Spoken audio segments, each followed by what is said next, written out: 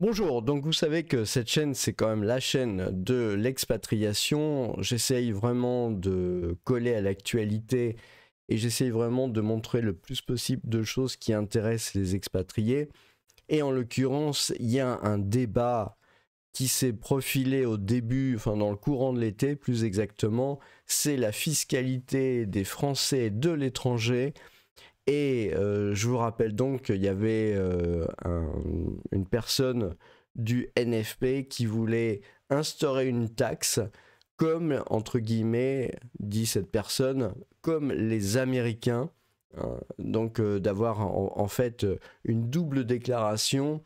Mais au-delà de ça, en fait, on a la double déclaration donc le double tracasserie administrative, mais bon, comme c'est des gens qui tirent leur argent de l'administration, c'est plutôt très positif pour eux en fait.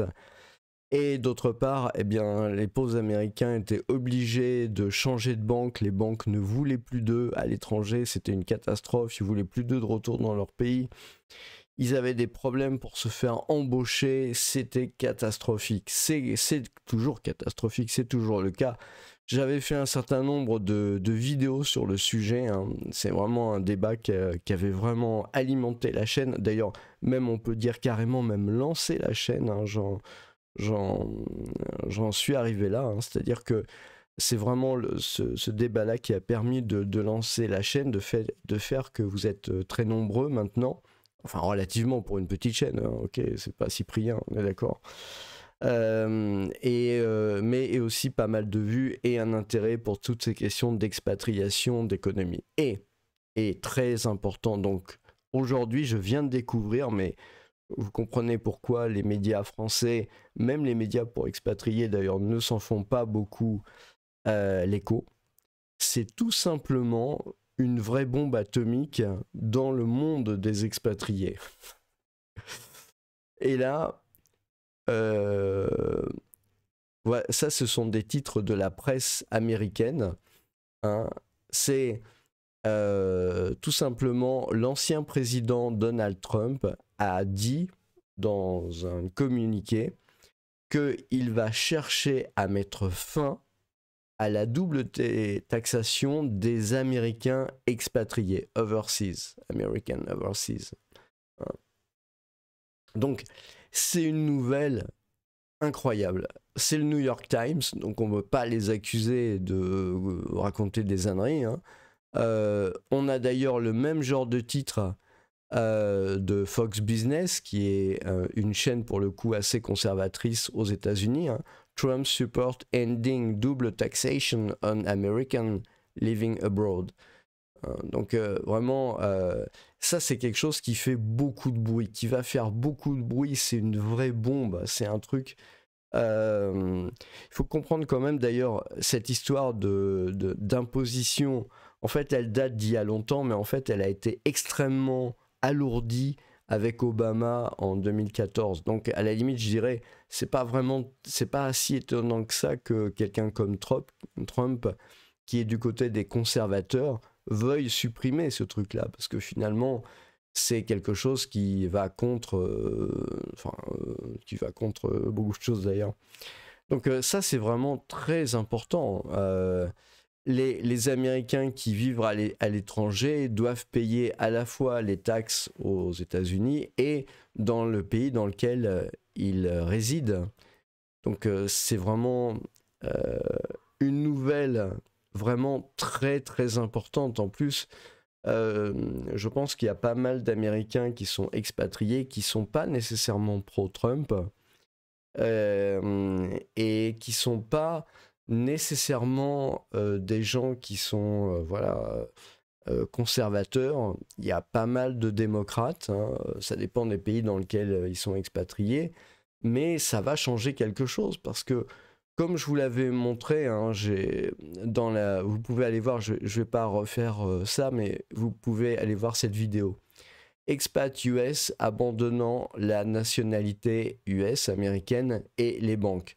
Je vous ai fait une vidéo de 11 minutes sur le sujet qui explique la situation dans laquelle se trouvent actuellement, hein, nos amis américains expatriés et qui doivent donc, qui ont cette triple peine de la charge, je parle même pas du montant des impôts, hein, mais je parle juste de devoir remplir des doubles déclarations, des paperasses administratives, est chassé par les banques à cause de ça, trouvant pas de travail, enfin voilà, c'est une catastrophe.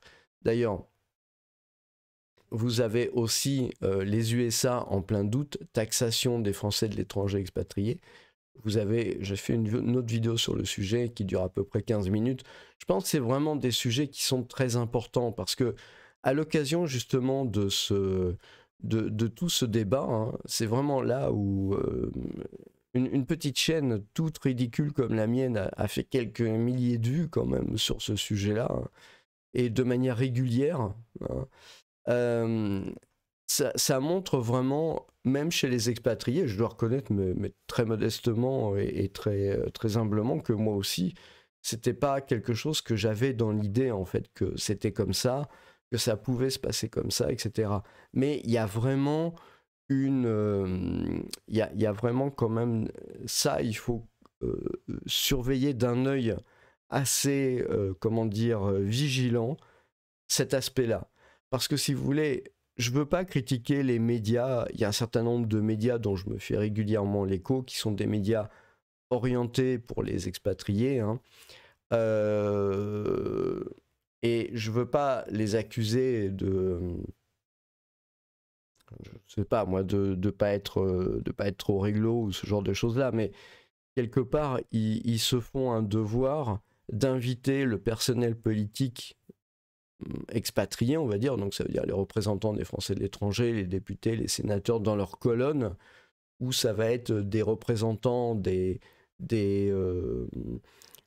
associations plus ou moins liées à l'État en France. Donc voilà, on est encore dans ces histoires assez françaises, hein, de oligarchie, un peu ce genre de choses-là. Donc ils leur donnent, leur ouvrent un peu leur colonne pour qu'ils puissent parler.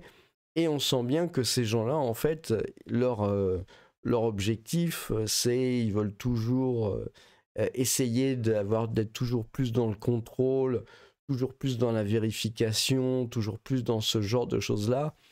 Et quelque part, euh, il faut être très très vigilant qu'un beau jour, il n'y ait pas quelqu'un qui se dise, bon, voilà, pour faire les Français et l'étranger plus proches des Français de métropole, et ben à ce moment-là, on va finir par les taxer. Il faut faire attention parce que je ne vais pas vous leur faire de la publicité, mais vous avez un certain nombre d'associations qui se disent associations de Français de l'étranger. Je pense en particulier à une qui est plutôt située à Paris. Bonjour, l'association des Français de l'étranger. Par des gens qui ne le sont pas nécessairement, par des gens qui en fait sont plutôt pour l'immigration et ce genre de choses-là. Ça n'a rien à voir avec les Français de l'étranger. Mais voilà, ça sert un peu quelque part d'entrisme. Et on voit que ces gens-là n'ont pas de...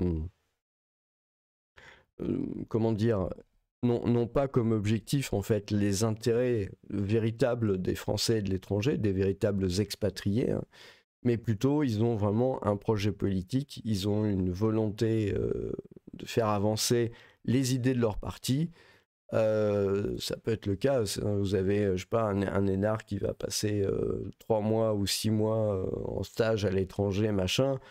Il va rentrer en France. De toute façon, énarque, il pourra trouver plus jamais que du travail en France. Donc, je veux dire, après, il peut toujours dire, ouais, moi, je suis proche des Français de l'étranger. Mais en fait, non, il est énarque, il est français et il restera français. Donc, et il restera en France et c'est l'État qui le paye, qui paye son salaire, qui paye sa retraite. Donc, c'est vraiment important de bien toujours faire attention à ça, d'être bien vigilant sur cet aspect-là.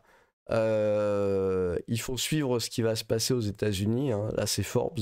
Là encore, hein, c'est vraiment des médias mainstream, hein. Trump voit end double tax for millions of Americans living abroad. Donc là, c'est assez clair aussi, hein. On risque d'avoir dans ce débat des présidentielles avec Kamala Harris, je vois mal comment elle peut rester en arrière de ce débat-là, personnellement. parce que, mine de rien, c'est quand même son électorat, j'imagine, pour beaucoup d'Américains. Et imaginons un Américain qui a vécu une dizaine d'années, je sais pas, en France par exemple. L'Américain vit une dizaine d'années en France.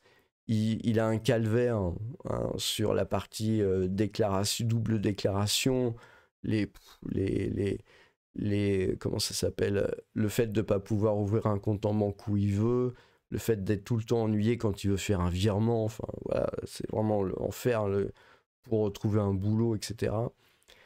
Je me demande en fait, est-ce que même s'il vote pas conservateur, est-ce qu'il hésitera vraiment beaucoup à voter pour Trump? Je veux dire, à la limite, c'est dans un pays dans lequel il vit plus. Euh, on lui propose tout d'un coup de lui enlever vraiment une très très grosse épine du pied, un gros boulet. Euh, j'ai un peu de mal à voir comment il évitera à ce moment-là de voter pour Trump. Et je pense que ça peut changer les choses peut-être. Il y a à l'heure actuelle, je crois, 8 à 9 millions d'Américains, donc c'est quand même quelque chose d'assez important. Hein. C'est un contingent très très important dans le vote. Euh, ça peut éventuellement changer des choses. Et en tout cas, ça peut aussi amener dans le débat public américain cette question-là. Je rappelle, hein, le vote, c'est début novembre, donc c'est dans 15 jours finalement. Il y a encore le temps pour que ce débat progresse dans la société américaine, pour que son adversaire Kamala Harris se saisisse du sujet, peut-être aussi rajoute une couche hein, pour s'attirer les bonnes grâces des électeurs. Donc je pense que c'est vraiment quelque chose qu'il faut absolument garder à l'œil, ne serait-ce que si jamais ça devenait à être supprimé, ou même si ça permettait d'influencer le vote aux États-Unis, eh ben, montrer quelque part que cette horreur de la double taxation des expatriés, c'est quelque chose qui ne tient pas la route dans des pays développés. Et c'est la moindre des choses, quoi. Voilà, donc je trouve que c'est vraiment une nouvelle très importante.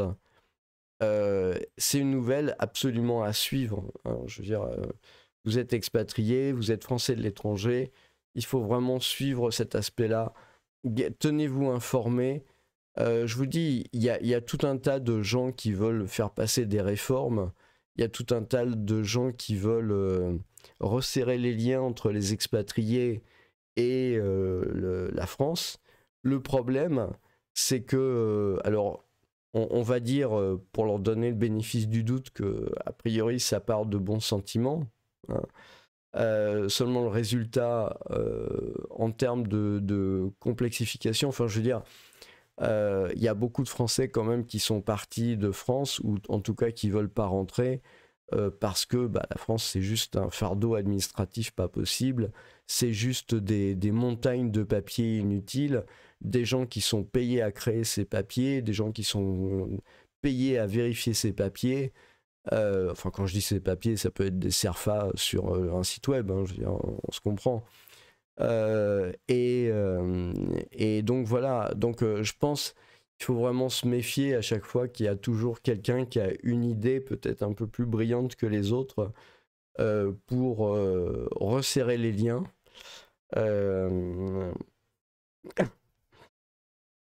Parce qu'à ce moment-là, excusez-moi, à ce moment-là, voilà, on ne sait pas comment, dans son esprit, c'est de resserrer les liens. Et il y a toujours tout un tas de gens qui veulent se donner le beau rôle, voilà, de manière à être, bah, c'est de la politique, hein, et donc, mais ça correspond pas nécessairement vraiment aux besoins.